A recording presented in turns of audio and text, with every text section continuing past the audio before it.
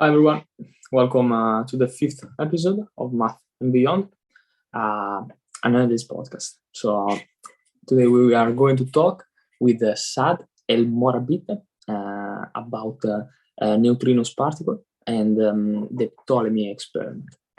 I'm going now to send him the invite and I will see you shortly.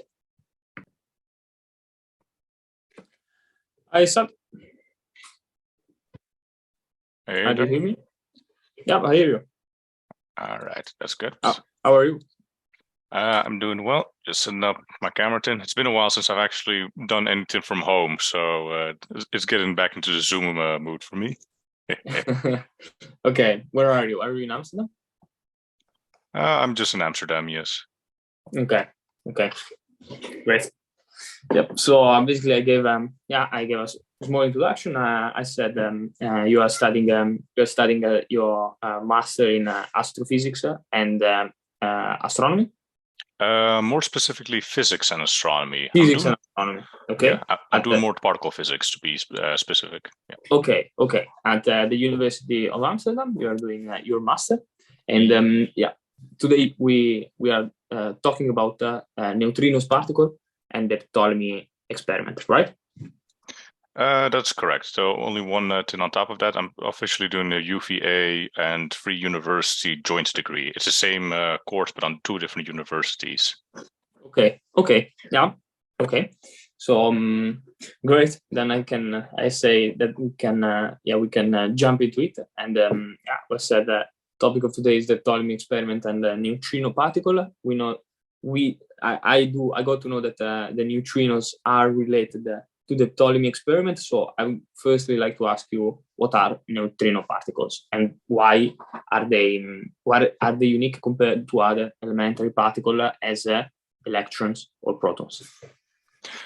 Okay, so neutrinos are quite interesting. So if you got this whole thing called the standard model of particle physics, which gives you like a list of all the particles that are fundamental. So you got electrons, photons, not protons. Those are made out of quarks, which are on the list. But, all right, you get the idea. We have like a little list of them. One of them is the neutrino.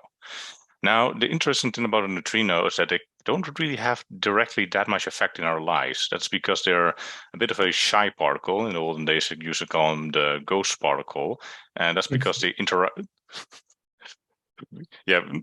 Once I get more into the details of why, you'll see why it's actually a pretty apt naming of it. Okay.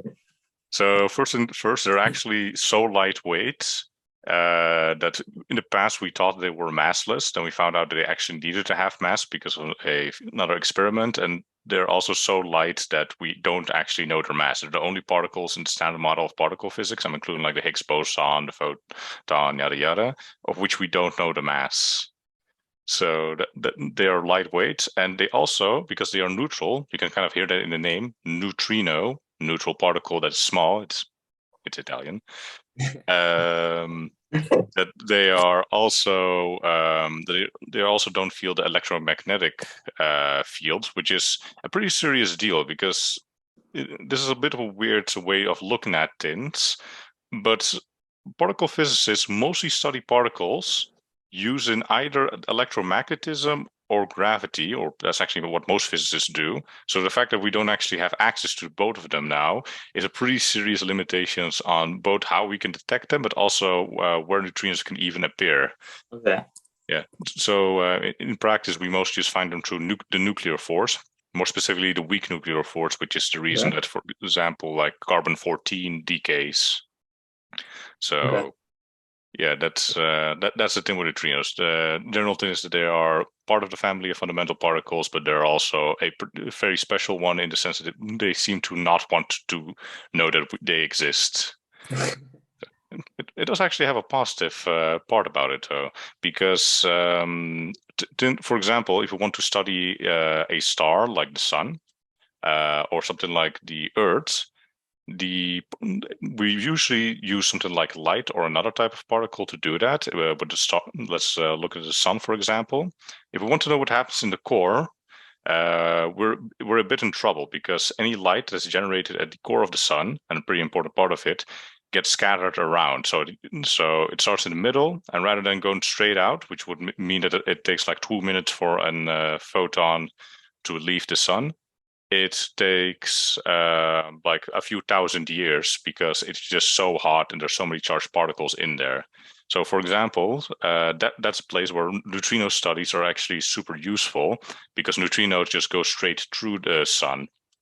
So if we want to, for example, understand the sun better, and that's like one of many examples, we can use the fact that neutrinos don't interact with anything as a way to directly probe the internals of it versus photons, which gets scattered around so much that we lose a ton of information. So that is just like that's also a thing about neutrinos. Like they're interesting in part because they don't interact that heavily. It's also why we use them, for example, to study the core of the Earth, because it just goes straight through the Earth without interacting, and we can get an idea of the nuclear fusion that happens in the middle. But all right, yeah. So that's what neutrinos are. Okay, but how are neutrinos produced, and how can we find them? What are the sources of neutrino on Earth? That's a good one. There are multiple. So you've got, as I mentioned, the sun and the Earth. But the general rule of thumb is that neutrinos are produced wherever there is some kind of nuclear reaction happening, or there is some kind of extreme astrophysical event. So this would mean the inside of the sun, where there's a bunch of nuclear reactions, but also some nuclear material that is in the Earth, but also stuff like supernovas, which produces a ton of neutrinos that we can measure, even though they're really far away. And you've also got the Big Bang, which is we're going to go back into. So that's where neutrinos, generally speaking, come from. And to give just like some kind of intuition, the dominant sort of neutrinos would be those coming from the sun for us. Okay. Then let's now start moving towards the. So this, I believe, it was a general background knowledge on the neutrinos, but I would like to move forward to the Ptolemy experiment, and to do so, we need to make a distinction and I think understand what is the difference between the cosmic microwave background radiation, which is basically said brutally. I covered it in some episodes ago, but it said brutally. No, it's basically the first photons that we could see from the Big Bang. Okay, so the first lights of the universe. But what is the relic neutrino background, which is a term that I have encountered while preparing for this episode? But what is it? It looks similar to the cosmic microwave background, but then why are they different? Okay, so it's quite interesting because in many ways they're actually quite similar. That's why we use similar language for the both of them. The idea of the cosmic microwave background is that at the start of the universe, light was effectively scattering around, a bit like how it does in the sun. And as the universe cooled down, a lot of light had roughly the same temperature or energy. So when you eventually hit a critical temperature, I think this was roughly 380,000 years after the Big Bang, all the light escaped. This is the oldest source of light that we can measure. And before that, the universe is just straight up opaque. So that's a little bit depressing. That means that if we want to understand the universe, we can't actually look further back than 380,000 years after the Big Bang. But here neutrinos are a bit useful again because of that earlier thing I mentioned on the fact that they kind of don't interact that much, because neutrinos were likewise also scattering around at the beginning of the universe, but because they weren't so coupled to it, they don't like interact in. They decoupled, or in this case, sorry for the interruption. A neutrino being decoupled mean? Oh, yeah. It means that they separate themselves from the original like cosmic plasma, like the photons did later on. Okay. Yeah. Okay. No, it's a good question. So when the neutrinos decoupled or separated themselves from the cosmic plasma, that compared to photons happened way earlier. We're talking 1 second after the Big Bang. So if we can find those relic neutrinos, which originate from a similar process to the cosmic microwave background, we would change our earliest probe of cosmology from 380,000 years after the Big Bang to 1 second after the Big Bang, which would which would be very cool. This is also like one of the pillars of the Big Bang theory when it comes to like tints we can actually measure, and we've known this for like decades. Okay, this sounds very cool. But can you explain in I would say in simpler terms why can we only see light at 380,000 years after the Big Bang, and we may perceive, at least we believe we can see neutrinos after only 1 second of the universe. Why is there this big of a difference? This big difference has to do with the way that, for example, if you look at, let's say, the way that photons were coupled or related to the original cosmic plasma of the Big Bang, they were interacting more than neutrinos through, for example, the fact that light interacts with charges. So they were just scattering around because all the electrons, positrons that were surrounding them. And there was a problem for the photons because this made it so that they scattered more and were stuck longer. So that's the reason that it took longer for them to decouple from the plasma, because there were more sources of interactions. Neutrinos are neutral particles, so they don't see the electron and positron. So, okay. So this is the reason why it took so long for the photons to be actually seen. But then we can, I said we can introduce the big experiment that you are working, as many other researchers are working on. What is the Ptolemy experiment? So the Ptolemy experiment is it's the first experiment, at least to my knowledge, that is trying to actually measure relic neutrinos, because even though neutrinos are very difficult to detect, we've already been able to detect them for a few decades now. And we've also known about the cosmic neutrino background for a while. So the idea is, okay, we may have the technology to do this now. Let's do some research and development to see if we can build a detector to actually measure a relic neutrino directly. So that is the main goal for Ptolemy. Okay, so basically, with the purpose is to catch these neutrinos from the first second. Exactly, they're just traveling around us. There's like, I think 56, or actually not 56, it's like 56 times 3 relic neutrinos per cubic centimeter. So if you let's say your thumb is 1 cubic centimeter, that should be more than 100 relic neutrinos in there. These are always the kind of stats that physicists or astrophysicists give that leaves people around, saying, like I heard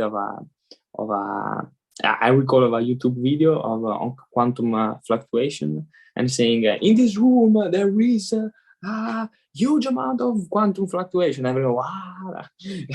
Of course, it is around us. Okay, yes, but tell me why.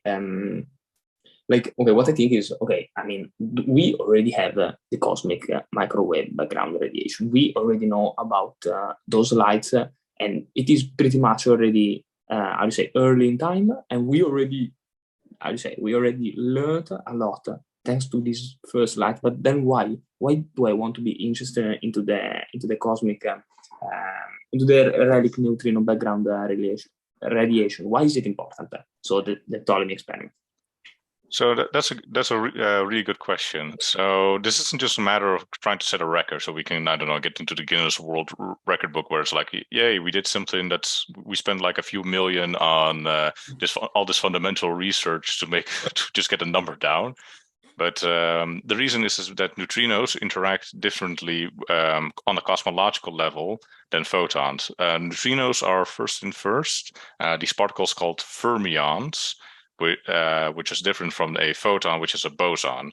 So there's a whole different kind of statistics related to that, which makes a neutrino a lot more sensitive to different physics than another. To give a concrete example, because neutrinos are massive, and because of their kind of particle nature, they are a lot more sensitive to the way that the universe expands than photons, because photons are always relativistic. They're always moving at the speed of light. But as the universe expands, relic neutrinos start slowing down a lot.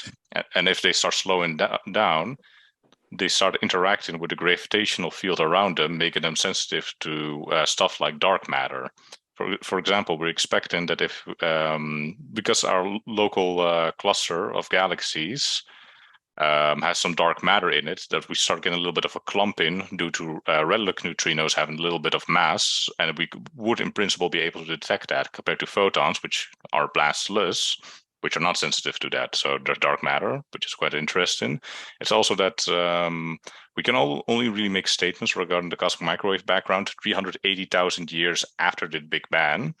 But if we can get a measurement at 1 second, we would be able to get information regarding the cosmology of the universe between that 1 second and 380,000 years. So there's like a lot of different epochs of the universe that we can study then. It's a little bit like, I don't know, your history begins only at like the Roman period, but then you find some information regarding the Assyrians, which are even more ancient, and now all of that time in between the Assyrians and the Roman period is suddenly new information for you. Okay, what do you think? What do you think?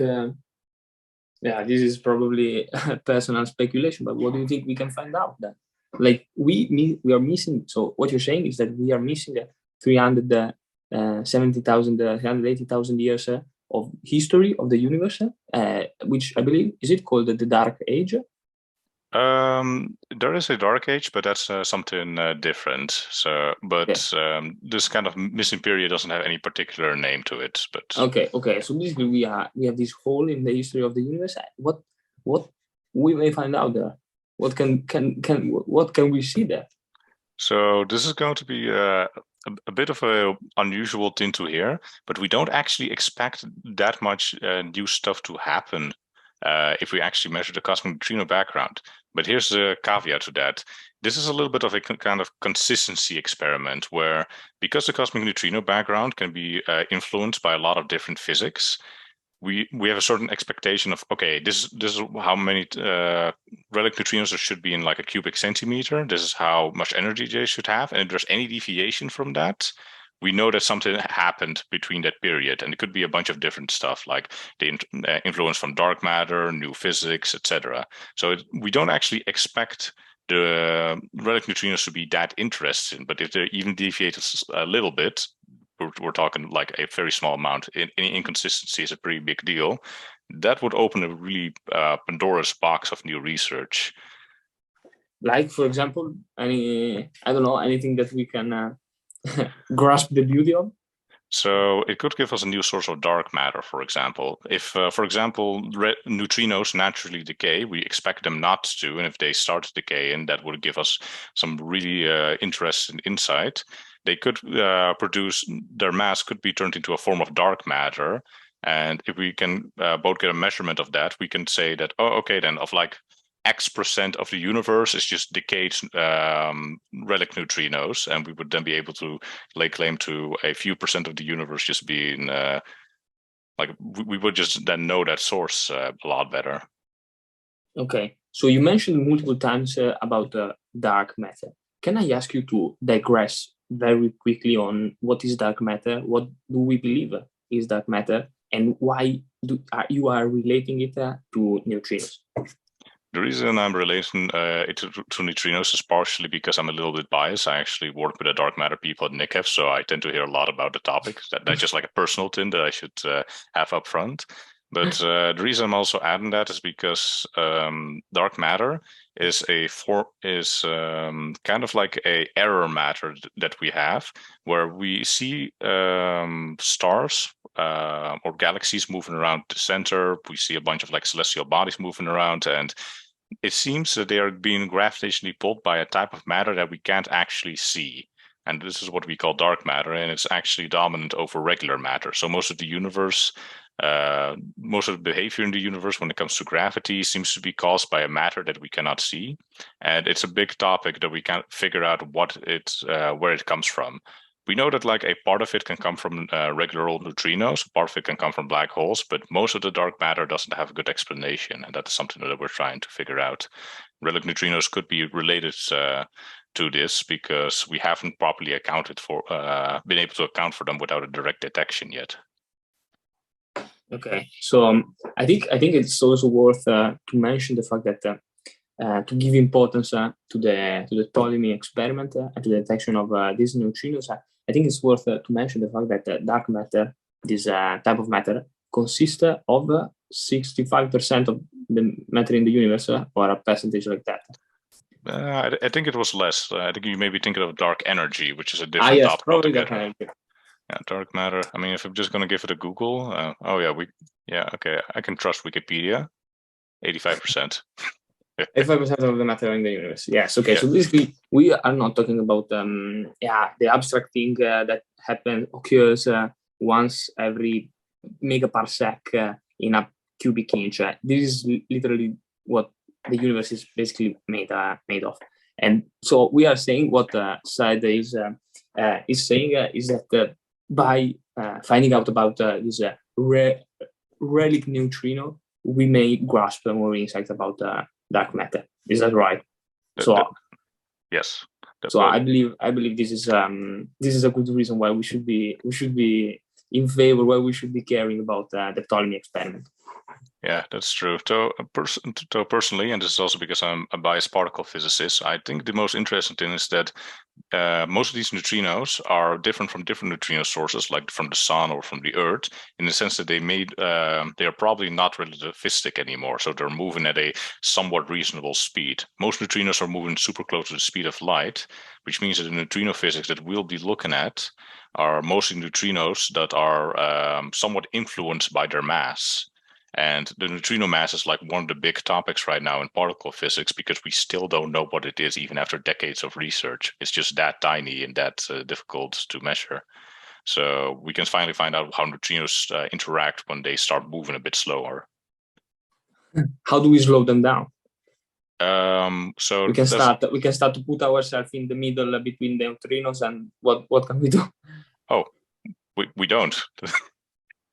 We don't actually have a good way to slow them down. The reason relic neutrinos are actually slow is because of literal cosmic expansion after billions of years. To give you an idea of just how difficult it is. So that's kind of like one of the nice things about the Ptolemy, where we may finally find out how neutrinos act when they're slow, and especially it's quite difficult because there's just not that many good alternatives to that. But okay. Yes, I believe this is pretty self-explanatory of the open problems there are in this field, which I think at the same time are actually the exciting part of a topic, of a field, of a subject, that there is so much stuff that we can further grasp with regards to this topic. So I believe this is very exciting. But this I believe was pretty much a theoretical overview of neutrinos and the Ptolemy experiment. But what, let's say, can you bring us into more the technicalities of the neutrino experiment, of the Ptolemy experiment? What are some practical technicalities that we researchers are facing in this area? Okay, yeah, no, that's a very good question of yours, because like I've been talking about how difficult they are to detect, but I haven't actually talked about how we detect them to begin with. So, okay, we already know that electromagnetism is out of the picture because they're neutral. Gravity probably also, because their mass is way too small. The strong nuclear force as well, for technical reasons. I won't get into. So we only got the weak nuclear force, which, as the name suggests, isn't particularly great. But okay, then you row with the ores that you have. So the way that Ptolemy is set up is that we actually use this really old technique given by Steven Weinberg. He's a very big name in particle physics, Nobel laureate from the past, who wrote a lot. And the idea is that we have. But you said that Steven Weinberg. Yes. Is he the author of the first 3 minutes? Yes. Okay. Yes. Then I've heard of his book. Okay. Yeah. Probably he's talking about also neutrinos in there, I guess. That's true. I don't remember if it was actually in the book itself or not, but yeah. Okay, but yeah, he's, if I'm right, the author of the book. Okay, but okay. Yeah. So, sorry for the interruption. No, it's cool. So Steve Weinberg's idea was that if you look at, for example, the nuclear decay of an element, for like, let's say tritium, which is just hydrogen with 2 extra neutrons, it's a particular nuclear material that's used for example, oceanographic studies and also nuclear bombs. So it's a bit difficult to get a hand of, but am I right? We probably have permission for it.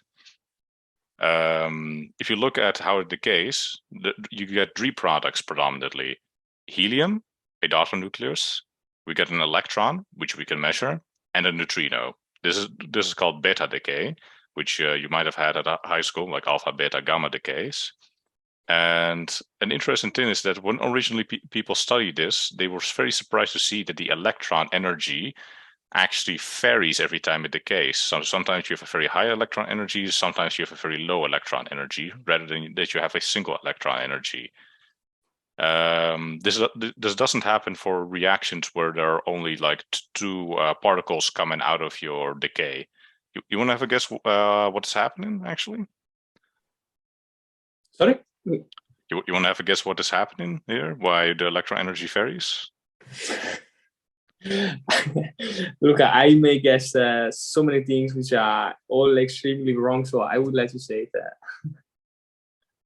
All right. It's because in the olden days they didn't know that neutrinos existed, so they didn't account for it.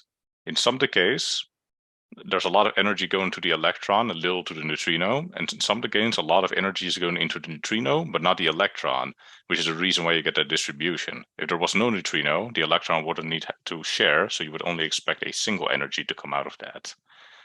Now, this is a pretty interesting phenomena in itself. That was actually partially the reason we found out about neutrinos to start with, because this really confused people in the olden days, because it looked like nuclear decay with this new thing called quantum physics actually doesn't respect conservation of energy anymore. But after they introduced neutrinos, started making a lot more sense. Now, the reason this is an interesting interaction for us is that you can have the exact same interaction, beta decay, but you can have an inverse version of that called inverse beta decay. It's not a very imaginative name, but it's so descriptive at least. That means that if, for example, you have a neutrino coming from somewhere and strikes the target, in this case tritium, it can actually start the exact same reaction, but now the neutrino is on the other side of the equation. So you have tritium and the neutrino combining to become an electron and helium, rather than regular beta decay, where it's just tritium, which becomes neutrino, electron, and helium.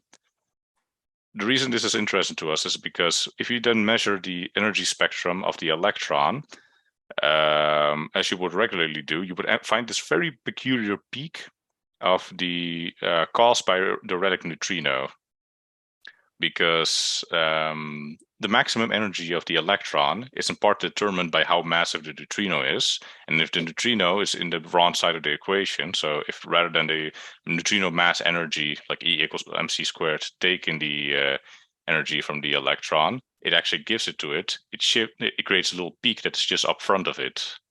That was quite technical. I really should have added an image to it. Okay.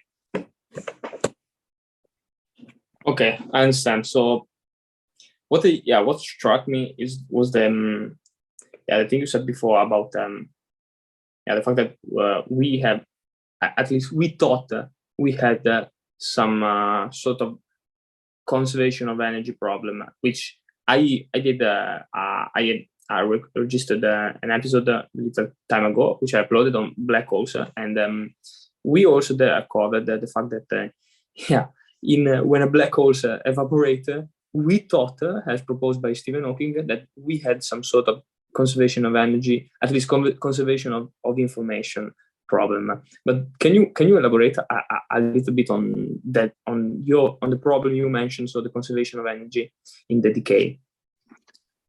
Okay. So the conservation of energy, the reason why it was such a weird thing back in the olden days is that if you have two particles coming out of a reaction, then they should actually share a set amount of energy between the two of them. So we have a regular tritium, which becomes two particles. You can just directly calculate this yourself. But because that peak was not at the space where it should be, and this is like very basic mathematics for back in the olden days, they thought the conservation of energy was not respected, because it seems that there was an ambiguity of what the actual electron energy was. So you expect the electron energy to be, let's say, 2 unit points of energy. But in reality, you measure that it can vary from 0 to 3. And that's the reason why conservation of energy was called into question in the olden days, because the energies just did not match the most simplest mathematics they could think of. Okay, so we basically made up another particle. Yeah, that's true. But that's actually a very good way to put it, because that's kind of how it was presented. It's just, hey guys, I just made this particle up. It has these really weird properties. I call it a neutrino. It's kind of like the people who originally introduced neutrinos were not that excited about it, because it just felt like a cheat to them as well. But then later on, we actually did some measurements and found out that actually, yeah, they are there. So it was a very interesting bit of particle physics history. Okay. Do you think it was more interesting the discovery of the neutrino or the discovery of the Higgs boson? Okay, that's a bit difficult to say. Maybe just very quickly, can you give us a very brief introduction to what the Higgs boson is? What does it represent? And then why, let's say, a comparison between neutrinos and Higgs? What do their respective discovery meant to particle physics? Okay, now that sounds good to me. So if I'm thinking about the Higgs particle, it was you had this problem back in, I think it was roughly the 60s or 70s, where it seems that all the particles in nature should have no mass, which is false, because I mean electrons do have mass, but it seems that the theoretical framework just was not able to account for it. So you had Peter Higgs and actually also many other collaborators think of like a band-aid theory, where they added in a Higgs particle, which had this very unusual type of phenomenon in it called spontaneous symmetry break-in. I won't get into the detail for it, or else we'll be here all day. That would give mass to a lot of the particles in the standard model. This was like there was a very important band-aid theory, because it was eventually used to create the standard model of particle physics, which was kind of introduced as the big theory with which we can explain like all the particle physics and combine it all together. So that was like one of the major motivations to actually find the Higgs boson, because it was kind of the quote unquote final piece of the puzzle, so that we know that everything is consistent. It took roughly, I think, 4 decades and billions of dollars of European money to get it done. Or actually, that's not fair. Japan and the US also helped. Also India, but eventually it was discovered. All of the young men who originally worked on it became very old once they finally got the once it was finally discovered, and that's the Higgs boson. Okay. And do you think it was more important than the discovery of the neutrino? I think the discovery of the Higgs boson is more important than neutrino, mostly because the Higgs boson really required like a giant particle accelerator to actually find, in billions of euros spent on it and a lot of researchers, while the discovery of the neutrino was in part accidental. The indirect discovery was just found because there was a kink in a particle trace they found. So it was like the indirect discovery of it was more of a fun historical accident, and the direct discovery of it was very impressive, but it was also a lot smaller scale. So I think that the Higgs boson would be a little bit more major, even though the neutrino is a bit more mysterious than the Higgs boson, funny enough. Okay, but when do you mean? When do you say the Higgs is the particle giving mass to other particles? What do you precisely mean?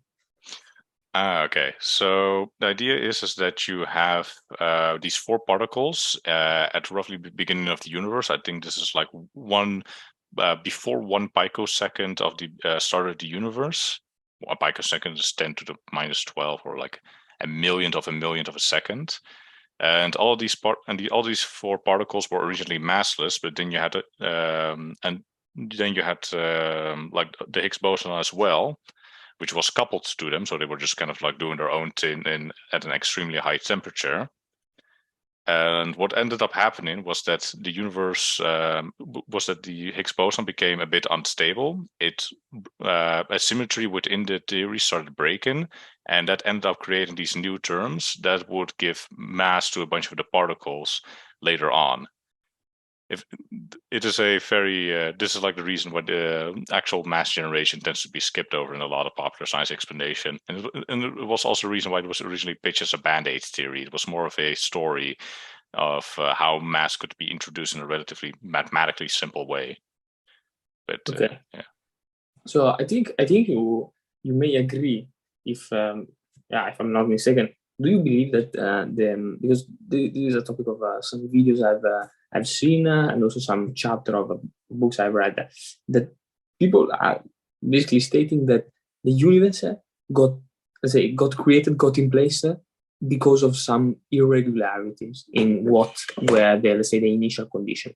Okay, so we had some unbalance in I would say matter.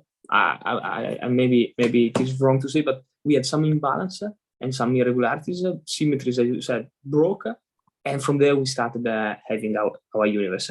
What do you think about this? And if you can state it more clearly than what I said.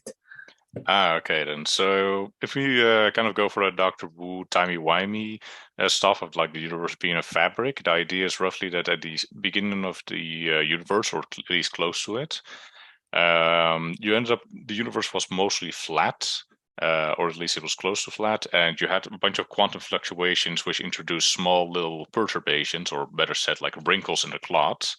And because of something called the inflationary epoch, which is just a very fancy way of saying that in a short period of time the universe started expanding like crazy, these little wrinkles ended up becoming big as well.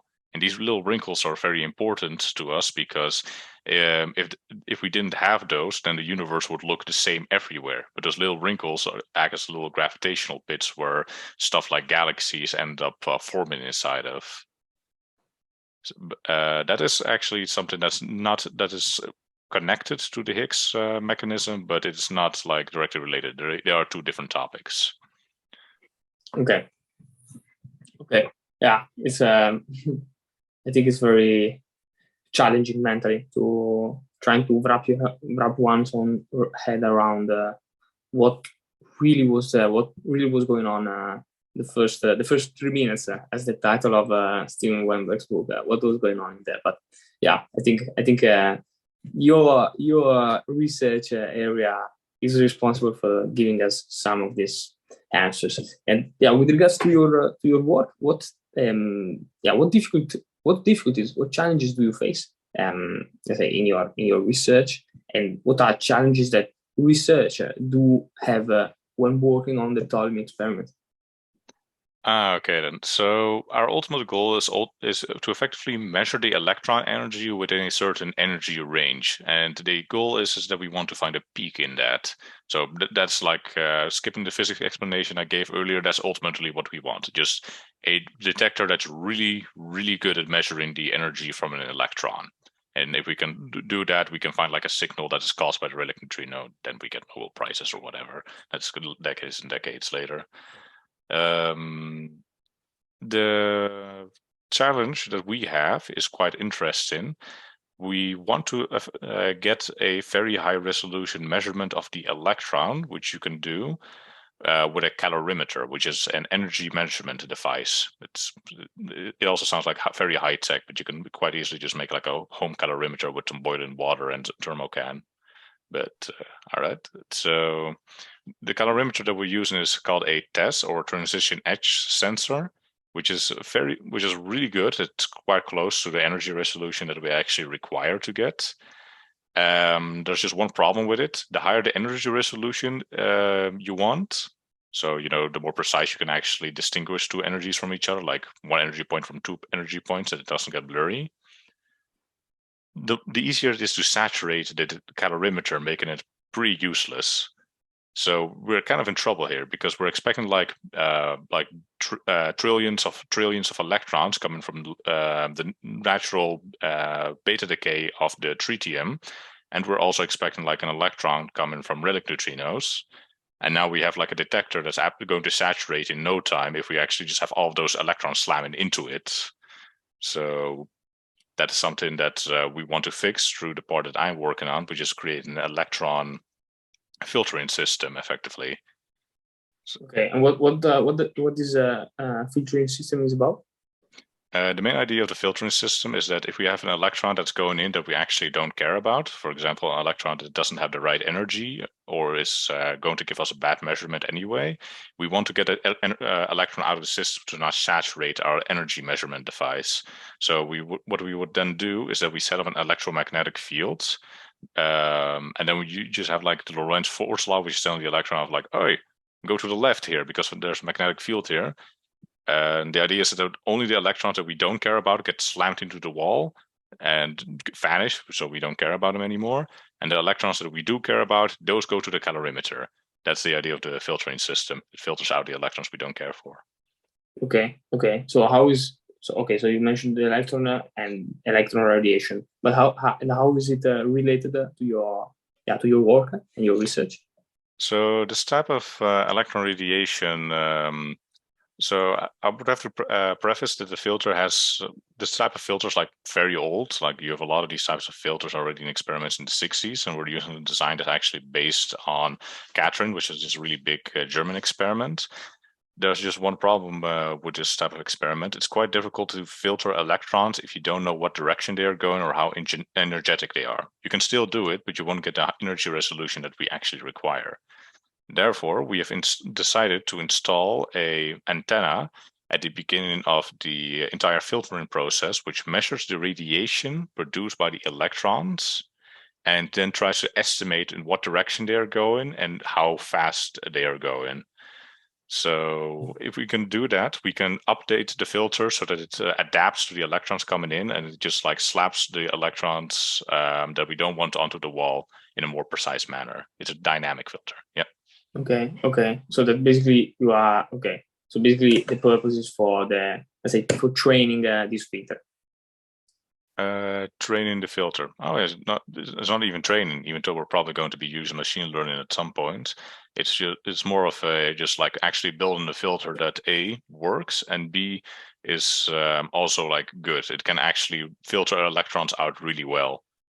So okay. Okay.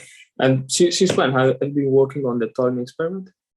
Since the beginning of the academic year, so I would say about September. Okay. Can you give us tell us some of the recent and most relevant development for the PTOLEMY experiment? Okay then. So this is actually super interesting because we're working at such like a crazy electron energy resolution. You start to have to take into account quantum effects, right? Because you're actually working at a very precise level. So quantum effects start mattering. One of the problems that we found a year or two back was that if you try to have like the tritium put in one spot, the electrons that originate from it are actually going to be smeared a little bit because of the Heisenberg uncertainty relationship. So there's a bit of electron smearing being caused by just having all the electrons in like stuck on a plate somewhere, and we are trying to find out how we can actually prevent that. So we've got like a bunch of tritium atoms. You can think of them as like little cupcakes that are going into this like little hexagonal grid of graphene, which is just a bunch of like cupcake holes for you to put in the oven. And those little electrons, we are so confident of their position that it creates an uncertainty in their momentum.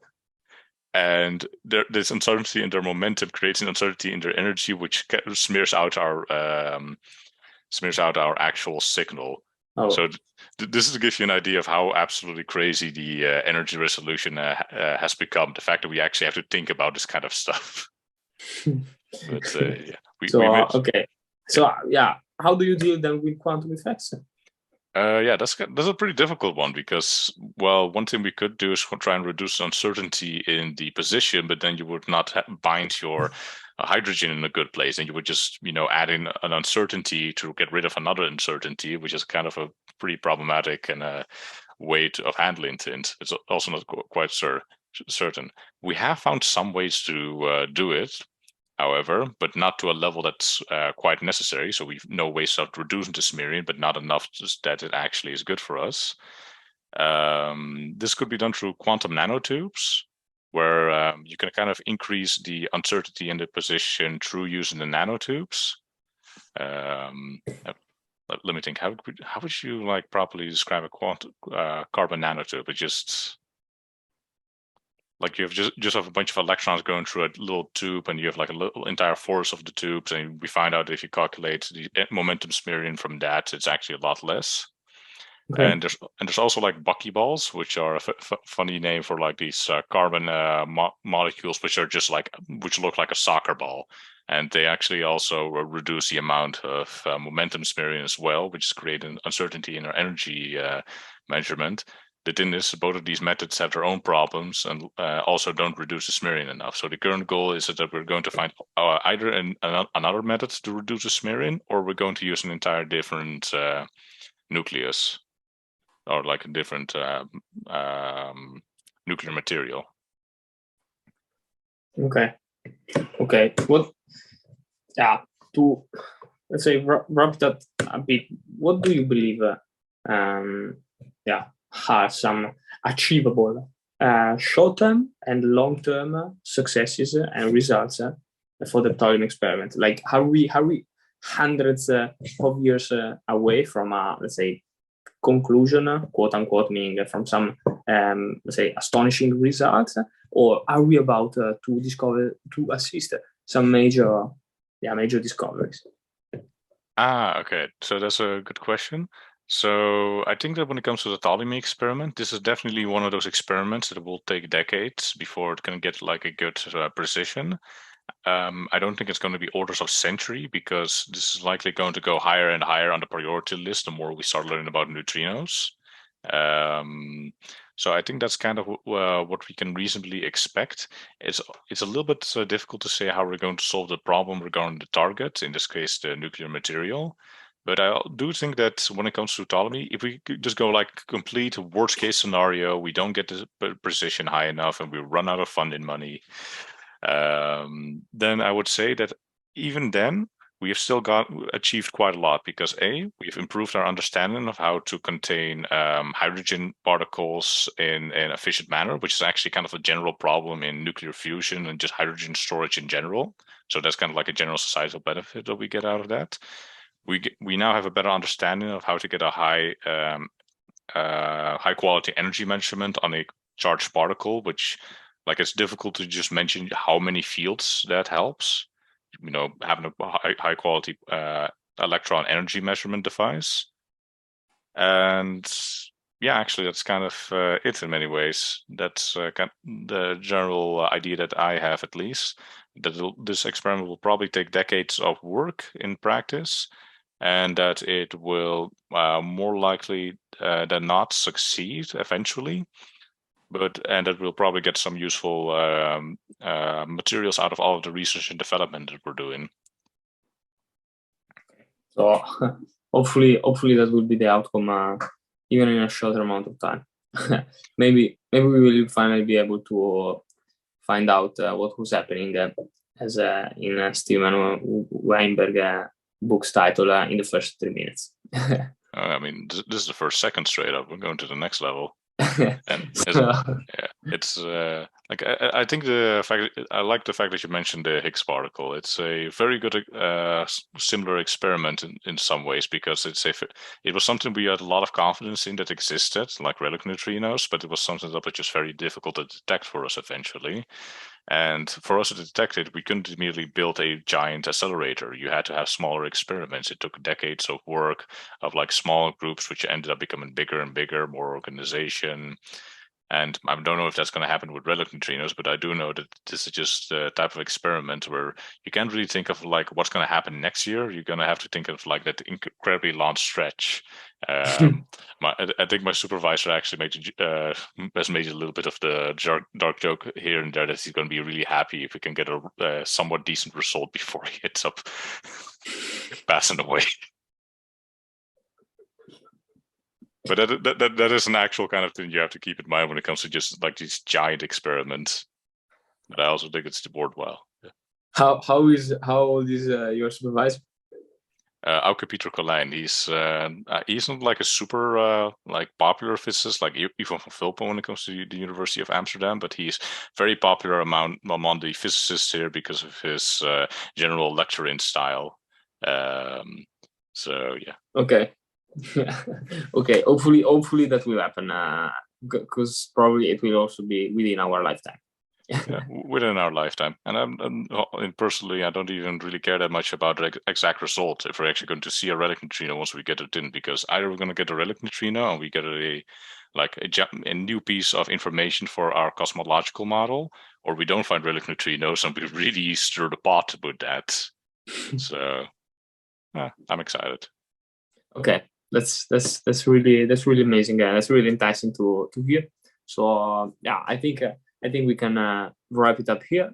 So Saad, many thanks for your time, for your availability, and your explanation. I think it was really a huge load of content, more theoretical and more not, but I really enjoyed it. And yeah, I hope even people at home enjoyed listening to you. So many thanks for your time and yeah, for your availability. All right, and thanks for having me as well. Yeah. So yeah, we can end it here. This was the 5th episode of Math and Beyond, and yeah, I will see you. Thanks for being with us, of course, and I will see you in the next episode.